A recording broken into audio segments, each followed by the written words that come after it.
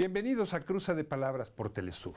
Soy Luis Hernández Navarro y hoy nos acompaña en el estudio el profesor Pedro Hernández Morales. Pedro es director de la Escuela Primaria Centauro del Norte en la populosísima alcaldía de Iztapalapa en la Ciudad de México.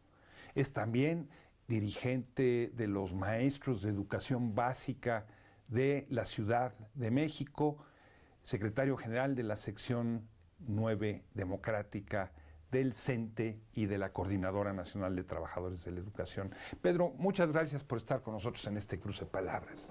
Muchas gracias a Telesur, aquí estamos. Pedro, el gobierno federal anunció el reinicio de clases presenciales y ha habido un debate muy intenso en torno a la conveniencia de regresar a las aulas de esta manera, porque los hechos, las clases nunca se han suspendido, ¿no? Las consecuencias que puede tener para la salud, para la educación. Ustedes han tomado varias medidas alrededor de este regreso presencial a clases. ¿Cómo lo explicarías tú? ¿Qué es lo que está pasando realmente con los padres, con los maestros, con la sociedad en general? El ciclo escolar 2021-2022 en México arrancó este 30 de agosto, pues en medio de una tormenta, y no solo la tormenta de lluvia que está azotando buena parte del país, sino sobre todo ante una indicación de la apertura de las escuelas de manera precipitada, no con todas las medidas necesarias para garantizar un regreso presencial a las aulas, de manera que todos nos cuidemos. Implica 37 millones de estudiantes de educación básica y en torno a ellos, pues igual una cantidad de padres de familia, de tutores, de profesores, que implica una gran movilidad para poder llegar a las escuelas. Esto nosotros habíamos señalado, aún no había las condiciones, estamos de acuerdo en el regreso presencial, todos quisiéramos ya estar en nuestras escuelas, recibir a nuestros niños, seguir enseñando y aprendiendo, pero vemos que en medio de la tercera ola de contagios en este país, con un gran alto número de personas fallecidas, de personas hospitalizadas, pues es un riesgo abrir las escuelas de esta forma. También señalamos dificultades en torno a las condiciones materiales. 30% de escuelas en este país carecen de agua potable, entonces 30% de 240,000 escuelas de educación básica es un número muy alto. ¿Cómo pedimos a niños que se laven las manos si no hay el líquido vital en muchas de estas escuelas? Y bueno, decir que estuvo 15 meses cerradas las escuelas a partir de el inicio de esta pandemia, y se descuidó también la posibilidad de darles mantenimiento, de atender necesidades de infraestructura, de mejorar red hidrosanitaria, de cumplir con alguna promesa que había hecho el gobierno federal de contar con internet gratuito de acceso para todos en las escuelas. Sin embargo, lo hemos dicho una y otra vez, la educación no se detuvo. Los profes seguimos enseñando y aprendiendo en medio de la pandemia. Pedro, se insiste mucho en que después de casi 16 meses de no tener clases presenciales, primero hay un altísimo índice de deserción escolar. Muchos muchachos que han abandonado la educación formal. Segundo, están desesperados niños y jóvenes de estar encerrados en sus casas, de no ver a sus compañeros, y están también desesperadas, sobre todo las mamás, que es quienes han cargado con la tarea de no solamente cuidarlos, sino de acompañarlos en el proceso educativo cuando ha sido a distancia. ¿No son estos argumentos suficientemente válidos como para justificar este regreso en estas condiciones? Sí, son argumentos muy válidos, y también decir que hay un cansancio ya también de los profesores, porque mantener estas clases a distancia, no solo en línea, porque tenemos pues una diversidad en este país, tenemos comunidades donde no hay internet, no hay señal de televisión, de teléfono, entonces los profes han buscado la forma de continuar enseñando y aprendiendo. Es obvio que requerimos regresar a las aulas, eso lo hemos hecho también de manera enfática, regreso a las aulas sí, pero no así, en el sentido de que en medio de uno de los picos más altos de pandemia, pues exponemos a muchísimos. Se abren las escuelas, se activa la circulación, simplemente en la Ciudad de México hablamos de 1.2 millones de estudiantes de educación básica, que implica un promedio de 6 millones de viajes diarios para poder llegar a las escuelas, en transporte público, en situaciones precarias, de demasiadas personas en el transporte público. Los riesgos que hemos señalado es que se generen contagios en las escuelas y esto tenga un impacto en las familias. En estos días que tuvimos reuniones solo de los profesores, pues tenemos escuelas reportadas donde hay contagio de profesores, de directores, porque estuvieron reunidos presencialmente para planear precisamente el regreso presencial a clases. Entonces, creo que tenemos que seguirnos cuidando. Nosotros estamos de acuerdo en un regreso presencial. Habrá que tomar todas las medidas, hacerlo gradual, no hacerlo de golpe, lo hemos reiterado. Y bueno, pues hemos solicitado que se escuche a los docentes. Cada escuela, cada comunidad tiene también condiciones distintas. En nuestro país se ha definido un semáforo epidemiológico y bueno, en estos momentos solo una entidad aparece en verde, que significaría que las actividades esenciales pueden reactivarse y el resto del país está pintado entre amarillo y naranja, y en rojo inclusive, significa que hay un alto riesgo pues de contagio. Una entidad cuyo semáforo está en verde, que es Chiapas, donde existe un subregistro absoluto y pareciera ser que hay una política deliberada de no reconocer la cantidad de contagios que hay, porque las evidencias que se han mostrado es que no hay correspondencia entre las cifras oficiales y la realidad. Sí, el problema es que puede pintarse el semáforo del color que se desee.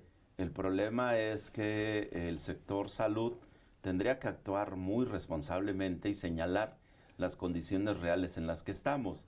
En las grandes ciudades como la Ciudad de México está una situación muy difícil de contagios, pero también de ocupación de hospitales, de camas de hospitales, que esa es parte del índice que debería de reflejar en qué momento vamos bajando y cómo podemos usar otra estrategia. Nos parece también que la Secretaría de Educación Pública en este país no ha tenido una estrategia integral, que ha sido muy parcial, que ha descuidado todos estos meses que estuvieron cerradas las escuelas.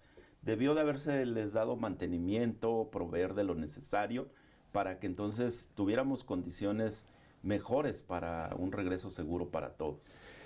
Pedro, se habla de volver a la normalidad, pero esa normalidad no existe. Ya no puede ser la misma normalidad. Nosotros hemos cuestionado que no podemos regresar a la misma escuela porque esta ya no existe. Aquella escuela de hace 2 años que empezó toda esta situación y que se fue cerrando, pues no existe ya, no solo físicamente, sino sobre todo qué tenemos que enseñar, qué tenemos que aprender, pues, tenemos que desarrollar otros aprendizajes. Estamos en esta situación precisamente porque hemos descuidado el planeta, hemos hecho un desastre y bueno, yo creo que los niños y los jóvenes pues es muy importante que aprendan el cuidado del ambiente. Decimos, no qué mundo vamos a dejar a nuestros hijos, sino qué hijos le vamos a dejar a este mundo. Ahora estamos revisando qué debemos de aprender y enseñar.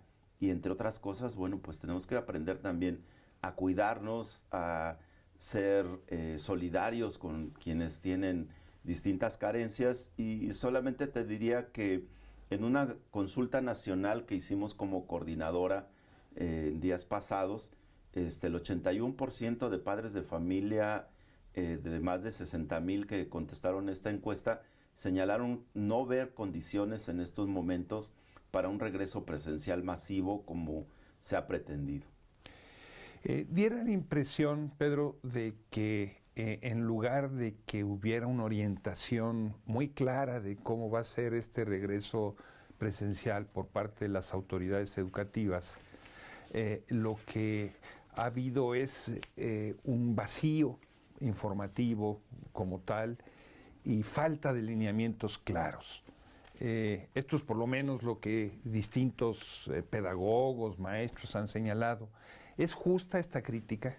Sí, sí es justa. Apenas el pasado 20 de agosto se publicó en el Diario Oficial de la Federación, que es la parte donde se publican los acuerdos, el acuerdo 230821 de la Secretaría de Educación Pública, con las disposiciones para este regreso presencial. Es decir, 10 días antes de que iniciáramos, no se tenía con claridad un protocolo, cómo le íbamos a dar seguimiento, y bueno, pareciera que entonces por decreto puede decirse todos a la escuela y no tomar las medidas necesarias. Solo quisiéramos hacer énfasis que en este mismo decreto plantea que el Consejo Técnico, que es los maestros en cada plantel, resolverán las cuestiones técnicas no previstas en el presente título. Y en eso hemos estado trabajando. Cada escuela es diferente, cada comunidad, cada contexto. Cada colectivo docente ha estado revisando cómo iniciar este ciclo escolar. En mi escuela lo iniciamos de forma virtual. Todos los padres de familia estuvieron de acuerdo. Tenemos una asistencia de más del 90% en estas clases virtuales, donde habrá que decir, cada docente ha tenido que poner su dispositivo, su internet, sus materiales. Y bueno, vemos que en las escuelas que han empezado a abrir, pues un mínimo de asistencia entre 5 o 10%, eso implica en el tema que tocabas antes, que contribuye o acelera más el rezago. Creo que es preferible que la mayoría pueda estar en esta forma a distancia, que lo hagamos de una forma donde no estamos atendiendo a todos los niños. ¿Te parece, Pedro, si vamos a una pausa? Adelante. Y ustedes, amigos, amigas, no se vayan, volvemos en muy breves instantes.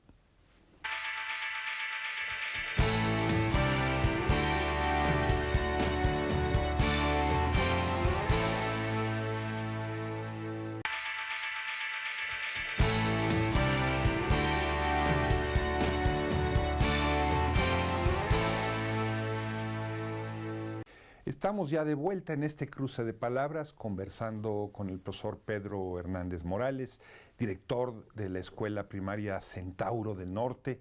El Centauro del Norte, amigos, amigas, era ni más ni menos que Pancho Villa, famosísimo Doroteo Arango, tan importante en la Revolución Mexicana. La escuela está nombrada así en su honor. Pedro, antes de volver a clases, toda la planta docente fue vacunada. ¿Qué efectos han visto ustedes de este proceso de vacunación entre los maestros? Porque nos decías hace un momento que hay casos de que a partir de la reunión de este Consejo Técnico, maestros se contagiaron. Sí, desafortunadamente, pues el rango de efectividad de la vacuna aplicada a los docentes es bajo, y bueno, pues hemos tenido reportes de profesores aún vacunados con contagio, y la semana pasada que hubo reuniones en las escuelas para organizar el regreso, el inicio del ciclo escolar, pues tenemos reportes como Sección 9 Democrática, que es la representación de los maestros en la Ciudad de México, de situaciones de contagio, y se ha tenido que pedir pues el apoyo del sector salud para desinfectar, sanitizar esas escuelas, y mantener pues fuera a los maestros mientras se recuperan. Tenemos otros en evolución, es decir, que entonces estamos enfrentando una situación compleja, escuelas donde nos faltan maestros porque además hay una política laboral que nos ha estado afectando. En el anterior sexenio hablábamos de una reforma educativa neoliberal, ahora solo se ha cambiado algunos términos y pues seguimos teniendo problemas muy fuertes. Por ejemplo, a los maestros de Michoacán, que es un estado cercano a la Ciudad de México, 28,000 docentes estatales no reciben salario porque el gobernador simplemente no les paga. Entonces, ¿cómo pueden regresar a clases sin un salario adecuado? Y bueno, también insistir que nosotros señalábamos, entre otras cosas, que avanzara el tema de vacunación al grueso de la población. Los padres de familia que atendemos en educación básica, pues están en un rango de edad entre 22, 35 años de edad, apenas se está vacunando a ese sector. Entonces sería muy lamentable que tuviéramos contagios a partir de la entrada de los niños a las escuelas. Y otro tema esencial es las medidas que se nos están marcando, es pues la sana distancia. No podemos tener más de 12 niños por aula y tenemos aulas muy saturadas de más de 40 estudiantes. Luego necesitamos materiales para desinfección, para la higiene constante de las escuelas y bueno, pues esto ha llegado a cuentagotas. Entonces nuevamente los padres de familia tienen que estar aportando lo necesario para que las escuelas funcionen.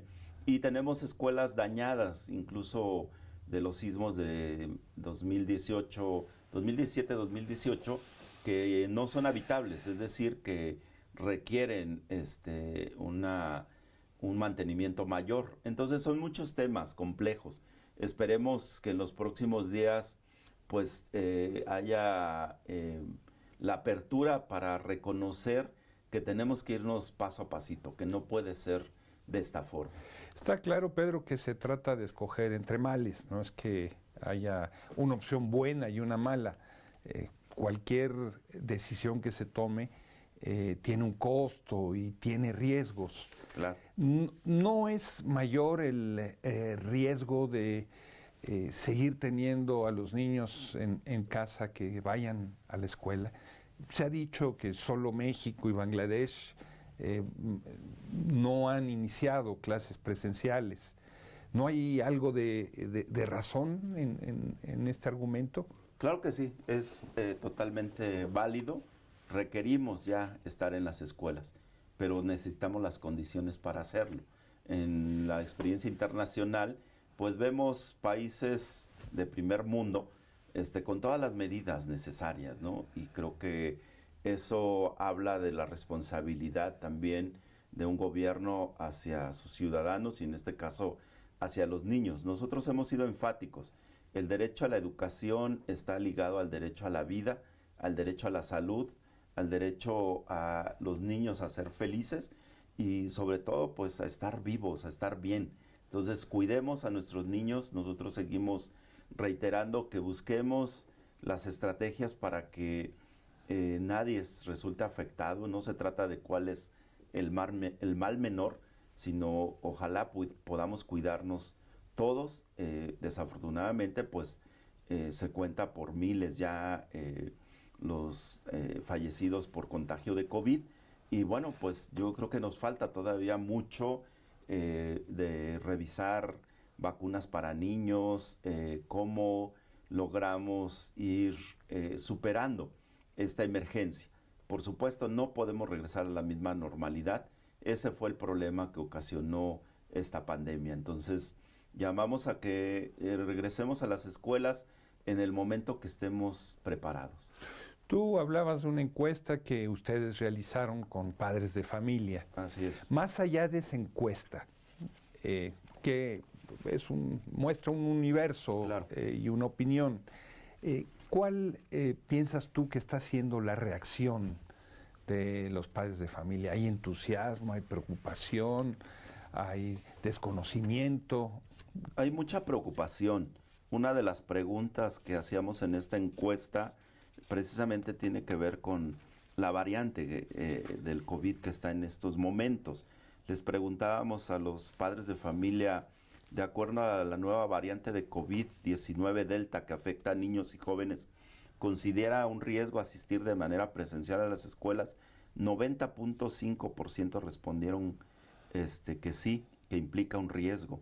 Entonces, al final, el 81.7% en esta encuesta de más de 60,000 padres, madres, tutores, contestaron que no están de acuerdo en que iniciara el ciclo escolar de esta forma, sin las condiciones. Nos parece que necesitamos seguir trabajando para que todos regresemos a las aulas, se recupere a los niños que en medio de la pandemia se alejaron, pero lo hagamos en un ambiente, como se ha dicho, saludable, en un ambiente seguro, en un ambiente donde la reacción de los padres de familia en estos momentos es no enviar a sus hijos a las escuelas, esperar a que haya mejores condiciones. Y bueno, pues vemos una asistencia no mayor del 10% en aquellas escuelas que abrieron de esta forma, mientras en las escuelas que sostenemos esta educación a distancia tenemos reportes entre el 85 y el 90% de asistencia. Entonces nos parece que es muy contrastante la situación y bueno, que busquemos cada escuela, cada comunidad, las mejores alternativas para no dejar a nadie afuera, para que todos estemos en las escuelas de manera segura y sana. Pedro, ¿cómo le ha ido al sector docente con la epidemia? ¿Han ustedes documentado muchos casos de maestros enfermos? Sí, incluso mi experiencia propia, ¿no? Hospitalizado 20 días y con secuelas. Y bueno, nuestra profesión es de alto riesgo por el contacto que tenemos, por la cercanía, porque al final la educación en el sentido martiano pues es una obra de infinito amor y requiere ese contacto. Sí requerimos regresar a las aulas, pero desafortunadamente en estos momentos estamos enfrentando docentes contagiados, una institución de salud pública que debiera atender a los docentes y a los trabajadores al servicio del Estado, que se llama ISSSTE, con demasiadas precariedades que implica entonces una no atención oportuna y dificultades para superar las secuelas de una enfermedad que pues hemos visto que nos deja pues ya marcados para siempre. ¿Se puede hablar de que han habido muchos decesos entre los maestros? Sí, nosotros teníamos una cifra hasta julio pasado de más de 5,000 docentes del país fallecidos. Tenemos compañeros muy cercanos, algunos dirigentes de la coordinadora han perdido también esa batalla y a veces ha sido por la falta de una atención oportuna. Además de las comorbilidades, y bueno, pues tal vez apuntar eso, somos una profesión en riesgo, pero además tenemos docentes en edad mayor que requieren mayores cuidados y bueno, también comorbilidades que esta pandemia puede afectar mayormente. Requerimos que se defina si la vacuna que se aplicó a los docentes requiere una segunda dosis, todo apunta a que sí, para fortalecerlos y para cuidarlos, pero insistimos, aquí el cuidado es de todos, no solo de los docentes. Tú hablabas hace un momento del problema del transporte. Obviamente, este es un problema para las zonas urbanas. Claro. El mundo rural en México es muy distinto del urbano. ¿Tienes alguna idea de cómo sería este regreso a clases presenciales en el campo, en los lugares alejados de sí, lo que las nos grandes han urbes? reportado los compañeros de entidades donde el medio rural campesino es mayor, pues estamos hablando de escuelas no tan numerosas, pero desafortunadamente con demasiadas carencias. En este país tenemos escuelas donde solo hay un docente o dos que atiende a los distintos grados. En el caso de primaria, alrededor del 40% de escuelas en este país son multigrado. Entonces significa un doble o triple esfuerzo de esos docentes que tienen que atender a esa diversidad. Y bueno, también hablamos de un país multicultural, multilingüe, entonces hay toda una serie de situaciones que atender, la diversidad cultural lingüística, y por eso insistimos, cada contexto debe de ser resuelto, analizado y recibir el respaldo del gobierno federal. En nuestro país más del 90% de la educación es pública y entonces requiere de esos insumos para garantizar el ingreso de los niños de manera adecuada, pero sobre todo resarcir los daños de más de 30 años de neoliberalismo en este país, que dejó un desastre, por llamarle lo menos, en el sector educativo. Entonces, resumirías la posición de ustedes diciendo, regreso a clases presenciales sí, pero condicionado a la creación de condiciones adecuadas para que no crezcan los contagios. Exacto. Regreso a clases presenciales sí, pero no así, no de esta forma precipitada, sin una serie de necesidades materiales, sin el avance en la vacunación de la población, sin un semáforo en verde en la mayoría de las entidades que evite pues que estemos en los picos más altos. Y bueno, pues resolver también, quiero decirlo, la necesidad de un diálogo con los docentes y el gobierno federal, que requiere, que es urgente, que está detenido desde hace varios meses, desde diciembre del año pasado, y bueno, que eso ha llevado también a situaciones complejas, ¿no? Pedro, muchísimas gracias por este cruce de palabras. Muchísimas gracias, Luis, y a Telesur. Amigos, amigas, muchas gracias también a ustedes por su amable hospitalidad. Ya saben, nos vemos la semana que viene aquí por Telesur. Hasta la próxima.